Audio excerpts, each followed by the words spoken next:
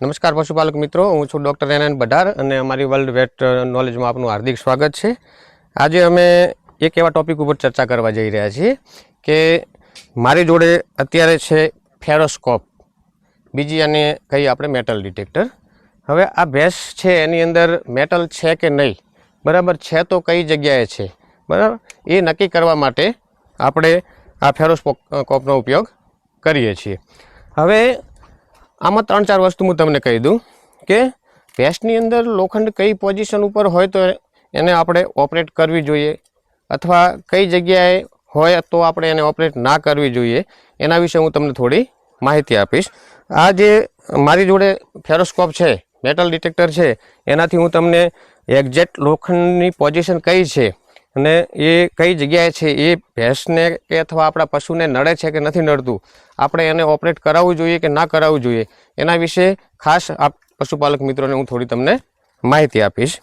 હવે આ મારા જોડે મેટલ ડિટેક્ટર છે, હું આ જે બફેલો છે એને ચેક કરવા જઈ રહ્યો છું અને જરા તમે અહીંયા આવો।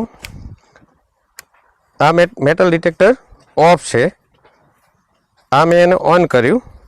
હવે જે મેટલ ડિટેક્ટરની જે પેટી છે એ ઓલરેડી મેટલની છે, એટલે આ પ્રોબ હું નજીક લાવીશ તો આ 30+ જે છે એનો કાંટો ઉપડ્યો છે।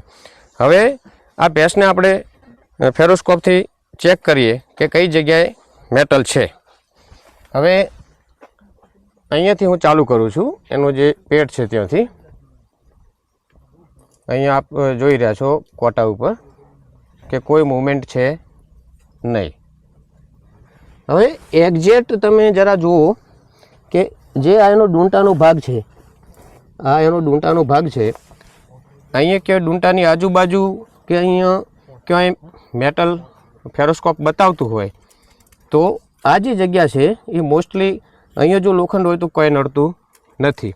અને અમે ઘણા અમારા 20 વર્ષના અનુભવની અંદર ઘણા પશુઓ અહીંયા મેટલ બતાવે છે પણ બિલકુલ નોર્મલ રીતે ખાતા પીતા હોય છે અને બિલકુલ નોર્મલ રીતે અમને કોઈ તકલીફ હોતી નથી। પણ જ્યારે જે પશુની અંદર જે એના આખી આપણે સ્ટમક કહીએ, એની આખી હોજરી કહીએ, એના 4 ભાગ આવે। 4 ભાગ, એનો જે આગળનો ભાગ છે રેટિક્યુલમ, રૂમેન, એબોમેઝમ, ઓમેઝમ, એમ કરીને 4 ભાગની અંદર હોજરી આવે।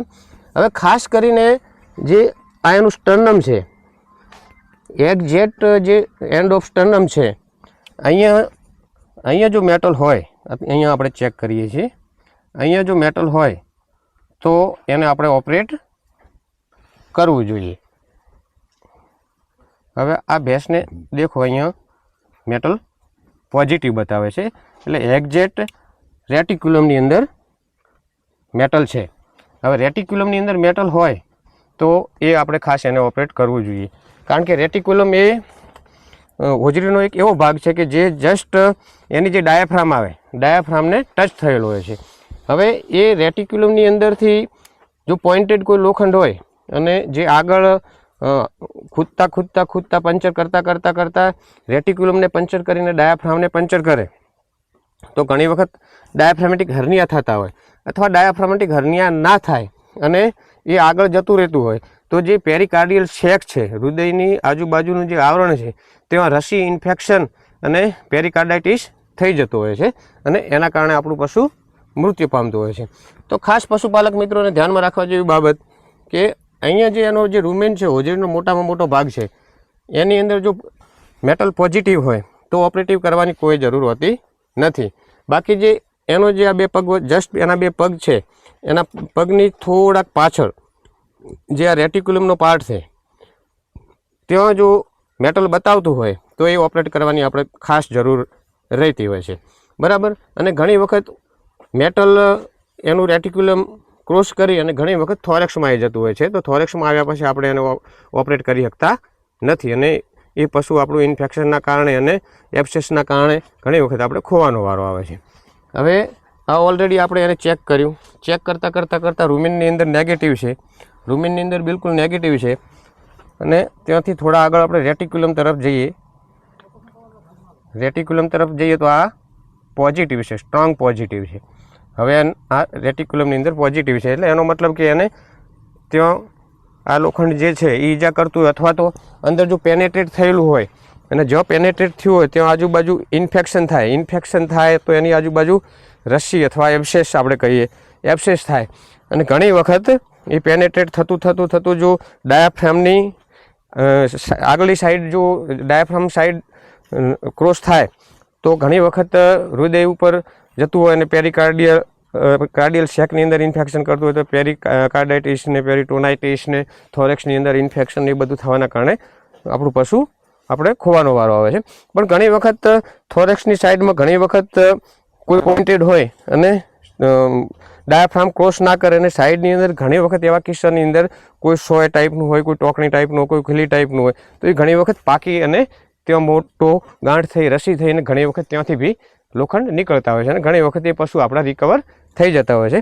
તો ખેડૂત મિત્રો ખાસ કહેવાનો મતલબ મારો એ જ છે કે આપણા પશુની અંદર પહેલી વસ્તુ તો એ કે આપણું પશુની અંદર મેટલ કોઈ પણ પ્રકારનું મેટલ ના જવું જોઈએ. એના માટે આપણે શું કરવું જોઈએ? તો આપણે જે પણ ખોણદોણ મૂકતા હોઈએ ખોણદોણ ફેક્ટરીઓમાં તૈયાર થતા હોય. હવે ફેક્ટરીઓની અંદર બધું ઓટો સિસ્ટમ હોય તો ઘણી વખત એની અંદરથી કોઈ લોખંડનો ટુકડો મશીનરીનો તૂટી અને એની અંદર ભેગો વણાઈ જતો હોય. ધારો કે પાપડી છે તો એની અંદર વણાઈ જતો હોય, કોઈ પણ પ્રકારનું બીજું ફીડ છે તો એની અંદર વણાઈ જતો હોય છે અને આપણે એને ઘણી વખત પલાળ્યા પછી અથવા કોરેખુરું મૂક્યા પછી ચેક કરતા નથી અને સીધું એના દાણ અથવા કોન્સન્ટ્રેટ અથવા ખોણ વાટે એના પેટમાં જતું રહેતું હોય છે. હવે જો પોઇન્ટેડ ના હોય અને ગોળ હોય અને રૂમેનની અંદર હોય અથવા રેટિક્યુલમની હોય તો એ કશું નડતું નથી. પણ ઘણી વખત પોઇન્ટેડ હોય તો પોઇન્ટેડ લોખંડ એ પશુને પેનેટ્રેટ થાય અને જો પેનેટ્રેટ થાય તો ઇન્ફેક્શન થતું હોય. ઇન્ફેક્શન થાય તો આજુબાજુ ઘણી વખત ટ્યુમર બી ડેવલપ થતી હોય, એની અંદર બી એબ્સેસ થતું હોય, ઇન્ફેક્શન થતું હોય, રસી થતી હોય અને એના કારણે પશુને વારંવાર તાવ આવવો, પશુ આપણું ઓફ ફીડ રહેવું, થોડું ખાવું, થોડું ના ખાવું, ખાવાનું બંધ કરવું, એવા ઘણા બધા કારણો સર આપણે કોઈ કારણસર પશુ આપણું એમ એકદમ બીમાર થતું જતું હોય છે અને ટ્રીટમેન્ટ કરાયા છતાં આપણને વ્યવસ્થિત રિઝલ્ટ મળતું નથી. બરાબર. હવે આપણા પશુને ખાસ તો આપણું ફીડની અંદર મેટલ છે કે નહીં એ વ્યવસ્થિત કોઈ મેગ્નેટ ફેરવી, લોહીચુંબક ફેરવીને આપણે એને ખોણદાણ આપવું જોઈએ.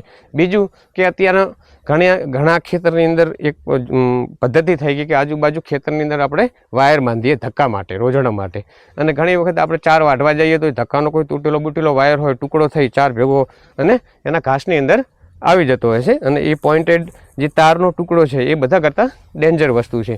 એ જ્યારે એની હોજરીમાં જાય છે, જ્યારે રેટિક્યુલમમાં જાય અને જ્યારે એ એની રેટિક્યુલમની મોટિલિટી એની હલન શક્તિના લીધે એ પેનેટ્રેટ થતું જાય છે, અંદર ખૂદતું જાય છે અને ઘણી વખત સિવિયર એબ્સેસ, સિવિયર રસી, ઘણી વખત ડાયાફ્રેમેટિક હર્નિયા જે પંચર કરતા હોય, પડદાને પંચર કરતું હોય, ઘણી વખત ટીઆરપી, ટ્યુમેટિક રેટિક્યુલો પેરિકાર્ડાઇટિસ, આવા બધા પ્રોબ્લેમના કારણે આપણે પશુ ખોવાનો વારો આવતો હોય છે.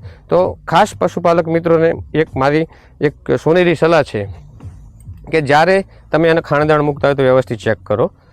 ખેતરની અંદર તમારા ધક્કાના વાયર કે ટુકડા બુકડા છે આજુબાજુ કે કોઈ લોખંડનો ટુકડો જો 4 પડી હોય ત્યાં છે કે નહીં એ વ્યવસ્થિત ચેક કરો અને આવા મેજર પ્રોબ્લેમમાંથી આપણે આવી થોડી બી સાર સંભાળ રાખીએ તો બચી શકીએ છીએ. હવે આના અમે એક રૂમિનોટોમી કરવા જઈએ છીએ.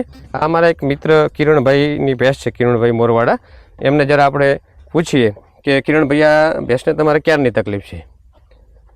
1 મહિનાથી તકલીફ છે, ખાવાનું પણ બંધ કરી દીધું છે. 1 મહિનાથી તકલીફ છે. બરાબર. 1 મહિનાથી થોડા માટું ખાય છે. બરાબર. તમે ડૉક્ટરને બોલાયા, ટ્રીટમેન્ટ કરી, પણ છતાં થોડું જે ટેમ્પરરી દવા હોય એટલી વાર ખાય અને પછી પાછું તમારા કહેવાનો મતલબ કે ખાવાનું બંધ કરે છે. હવે અત્યારે અમે ડિટેક્ટ કર્યું એની રેટિક્યુલમની અંદર મેટલ પોઝિટિવ છે. હવે રેટિક્યુલમની અંદર મેટલ પોઝિટિવ તો છે બરાબર, પણ જો જે મેટલ અંદર પેનેટ્રેટ થયેલું ના હોય તો એ તરત જ એની સાઈડ બદલી દેતું હોય છે.